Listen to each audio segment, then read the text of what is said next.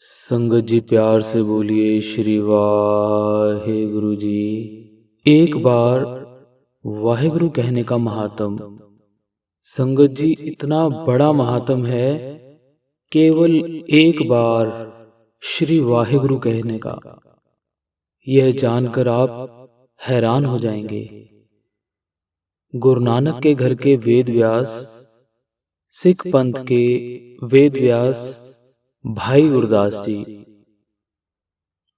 वाहेगुरु मंत्र जपने का महात्म बता रहे हैं।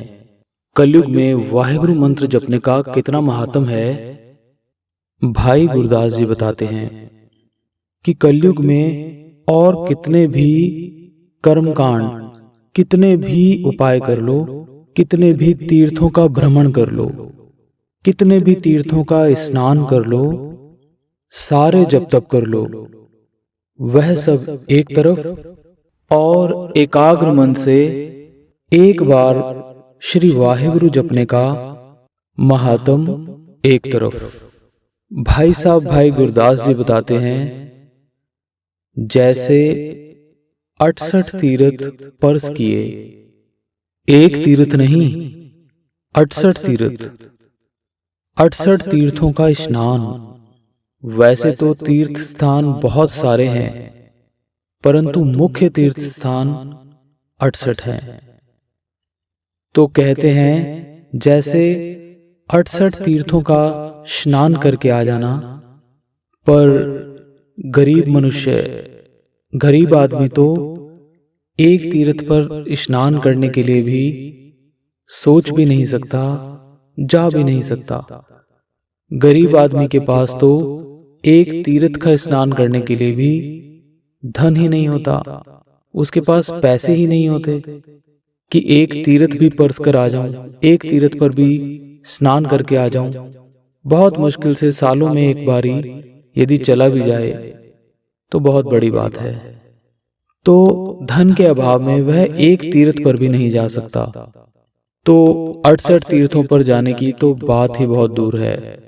और यदि अमीर आदमी को कहा जाए कि तू 68 तीर्थों का स्नान कर ले, दान कर ले, वहां जाकर उन तीर्थों को परस करा, तेरे पास तो धन है, तो वह कहेगा कि कामकाज ही इतना ज्यादा है कि मेरे पास समय ही नहीं है।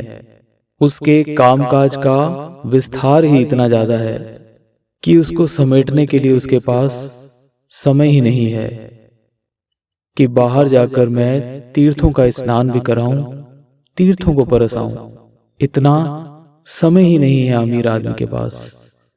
गरीब बंदा धन के अभाव में और अमीर बंदा समय के अभाव में तीर्थों का दर्शन, स्नान नहीं कर सकता। तो कहते हैं कि धन भी हो, समय भी हो और मन में प्यार भी हो, तीर्थों के दर्शन की, स्नान की, दान की मन में इच्छा भी हो, प्यार भी हो, श्रद्धा भी हो। तो इस प्रकार से यह सब कुछ भी हो और व्यक्ति 68 तीर्थों के दर्शन भी कराए, स्नान भी कराए, दान भी कराए, तो भाई गुरदास जी कहते हैं यहीं पर बस नहीं, जैसे 68 तीर्थ पर्स किए, जुग 4 चढ़्यो कैलाश रहो। कहते हैं कि कोई इतनी लंबी उम्र भी ले ले, 4 युगों तक कैलाश की चोटी पर बैठकर तपस्या भी कर ले। 1 साल नहीं, 1 दशक नहीं, 1 सदी नहीं, 1 युग नहीं, 4 युगों तक, यदि कोई 4 युगों तक कैलाश की चोटी पर बैठकर तपस्या भी कर ले, वैसे तो ये असंभव बात है। 4 युगों तक इतनी लंबी आयु किसी की हो ही नहीं सकती। पर फिर भी यदि प्रभु से इतनी लंबी आयु प्राप्त भी हो जाए और उसके बाद 4 युगों तक कैलाश पर्वत की चोटी पर बैठकर यदि कोई तपस्या कर भी ले, परंतु यही बस नहीं, इसके बाद और भी कठिन कार्य वह भी कर ले, जैसे कोट जन्म तप ऊर्ध्वमुखी, बैसंतर में तन डाहे दियो। इतना मुश्किल कार्य करोड़ों जन्म ले ले और हर जन्म में उल्टा लटक कर तपस्या करे, और जब शरीर का अंत आने वाला हो तो अपने शरीर को काट काट कर बैसंतर में डाल दे। बैसंतर अग्नि को बोलते हैं। इतने करोड़ों जन्म उल्टे लटक कर तपस्या, और जब शरीर का अंत आने वाला हो हर जन्म में अपने शरीर को काट काट कर अग्नि में भेंट कर दे। इतना कठिन कार्य है।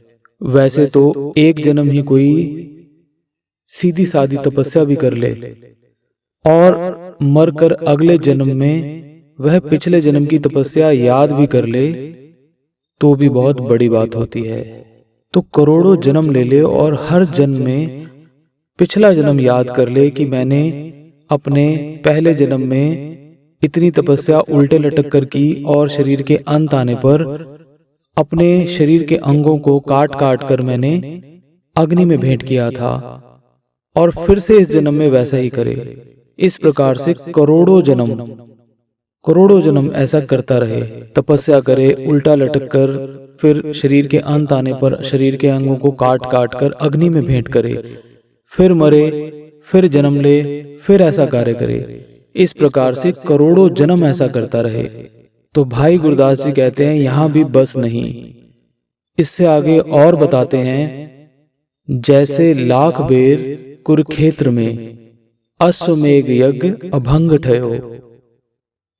संगत जी, एक अश्वमेघ यज्ञ नहीं, लाख बार, जैसे कोई लाख बार कुरुक्षेत्र की धरती पर बैठकर अश्वमेघ यज्ञ करवा ले, वह भी 1,00,000 बार।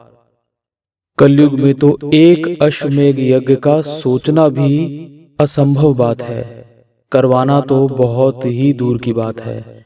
कलयुग में अश्वमेघ यज्ञ कोई करवा ही नहीं सकता, क्योंकि अंतिम अश्वमेघ यज्ञ पांडवों ने कराया था, वह भी समय के अवतार भगवान श्री कृष्ण की छत्र छाया प्राप्त थी। भगवान श्री कृष्ण समय के अवतार उनके साथ थे, तब जाकर इतनी मुश्किल से एक अश्वमेघ यज्ञ संपन्न हुआ था। तो इस प्रकार से एक अश्वमेघ यज्ञ भी करना कितना मुश्किल है, वह भी भगवान श्री कृष्ण की सहायता के बाद भी। तो कलयुग के यह तुच्छ मनुष्य जिनकी उम्रें छोटी और बुद्धियां मोटी हैं और हम लोग मर्यादा से हीन हैं, तो कहां से हम अश्वमेघ यज्ञ का सोच भी सकते हैं। अश्वमेघ यज्ञ के दौरान दुनिया भर के अभ्यागतों को भोजन करवाना होता है। हजारों लाखों अभ्यागत जितने भी आ जाएं, उन्हें भोजन करवाना होता है, वह भी सोने के बर्तनों में, तथा भोजन कराने के बाद वह सोने के बर्तन भी उनसे वापस नहीं लेने होते। और दुनिया भर से जो भी अभ्यागत उसमें आए होते हैं, वह कुछ भी मांग ले तो वह सब उन्हें दान देना पड़ता है। उस युग में सोना भी पांडवों ने सुमेर पर्वत से उधार लेकर अश्वमेघ यज्ञ किसी तरह संपूर्ण किया था। इतना सोना भी चाहिए होता है, तो इतना सोना सुमेर पर्वत से उधार लेने के लिए भी उनको बहुत मशक्कत करनी पड़ी थी, बहुत मेहनत करनी पड़ी थी। पहले तो सुमेर पर्वत ने सोना देने की आज्ञा ही नहीं दी, सोना देने से इनकार कर दिया। एक एक करके जब सारे पांडव भाई सुमेर पर्वत के पास गए और कहने लगे कि हमें सोना चाहिए, तो वहां से सुमेर पर्वत ने कहा, पहले मेरे प्रश्न का उत्तर दो, तब मैं सोना देता हूं। तो सुमेर पर्वत का यह प्रश्न था कि सोना लोगे किस मुंह से और वापस किस मुंह से दोगे। तो एक एक करके चारों पांडव जब गए और सुमेर पर्वत ने यही प्रश्न सबसे किया कि सोना लोगे किस मुंह से और वापस किस मुंह से दोगे, तो सबने यही जवाब दिया कि हम लेंगे जिस मुंह से उसी मुंह से वापस देंगे। तो सुमेर पर्वत ने चारों पांडवों को एक एक करके मना कर दिया, सोना नहीं दिया। तब अंत में युधिष्ठिर जी गए तो सुमेर पर्वत ने उनसे भी यही प्रश्न किया कि किस मुंह से लोगे और किस मुंह से सोना वापस दोगे। तो युधिष्ठिर जी ने कहा कि सोना लेंगे तो इसी मुंह से, पर वापस कुछ उदास मुख से देंगे, क्योंकि संसार में ऐसा कोई भी नहीं है, बहुत ही कम मनुष्य हैं जो सामान लेते वक्त भी वैसा ही मुख रखें और उस सामान को वापस देते हुए भी वैसा ही मुख रखें, मुख को एक समान रखे। तो इस प्रकार से इतना सारा सोना ले, उसके बर्तन बनवाकर दुनिया भर के हजारों लाखों अभ्यागतों को उसमें भोजन करवाना, और वह सोने के बर्तन उनको भी साथ में ही दान दे देना। और इसके अलावा भी किसी अभ्यागत ने जो कुछ भी मांगा उसे दे देना पड़ता है, तब जाकर एक अश्वमेध यज्ञ संपन्न होता है। तो भाई गुरदास जी फरमाते हैं, जैसे लाख बेर कुरुक्षेत्र में अश्वमेध यज्ञ अभंग ठयो। अभंग का मतलब होता है बिना भंग किए। एक अश्वमेध यज्ञ संपन्न हुआ, दूसरा शुरू हो गया, दूसरा अश्वमेध संपन्न हुआ तो तीसरा अश्वमेध आरंभ हो गया। इस प्रकार से करते करते लाख बेर कुरुक्षेत्र में अश्वमेध यज्ञ अभंग ठयो। कितना मुश्किल कार्य है, एक भी संपन्न करना इतना मुश्किल हुआ भगवान श्री कृष्ण के होते हुए, तो लाख बार कैसे हो सकता है, असंभव बात है। परंतु यदि कर भी ले कोई लाख बार अश्वमेध यज्ञ कुरुक्षेत्र की धरती पे संपन्न भी कर ले, वह भी अभंगता से, अखंडता से, अखंड अश्वमेध यज्ञ, कितना मुश्किल कार्य है ये। तो फिर भी मान लेते हैं कि किसी ने करवा भी लिया, परंतु भाई गुरदास जी आगे फरमाते हैं, पुन अमृत नाम विशेष इति जिन एक बार श्री वाहिगुरु के हो। इतने सारे पुण्य जो आपको पहले बताए गए हैं, वह सब तकड़ी के एक पलड़े में रख लिए जाएं, और दूसरे पलड़े में एक बार श्री वाहिगुरु कहने का महात्म उस पलड़े में रख दिया जाए। भाई साहब जी फरमाते हैं कि इतने सारे पुण्य कर्म एक तरफ और एक बार श्री वाहिगुरु जपने का महात्म एक तरफ, तो भी यह बराबर नहीं। श्री वाहिगुरु कहने का महात्म बहुत अधिक है। तो यदि हम एकांत में बैठकर या संगत में बैठकर एक बार श्री वाहिगुरु मंत्र का जाप करें, तो उस पुण्य का तो कोई अंत ही नहीं है। उसको तो गिना ही नहीं जा सकता कि कितना फल, कितना पुण्य हमें प्राप्त हो सकता है। वाहिगुरु मंत्र जपने का एक और बहुत बड़ा लाभ प्राप्त हो जाता है, चारों युगों के अवतारों का आशीर्वाद प्राप्त हो जाता है। भाई साहब जी आगे बताते हैं, सतयुग सतगुरु वासुदेव वावा विष्णा नाम जपावे। सतयुग में जो अवतार भगवान वासुदेव जी थे, तो भगवान वासुदेव जी का अक्षर वा लिया गया। वह भगवान वासुदेव जी की याद दिलाता है और उनकी कृपा प्राप्त करवाता है।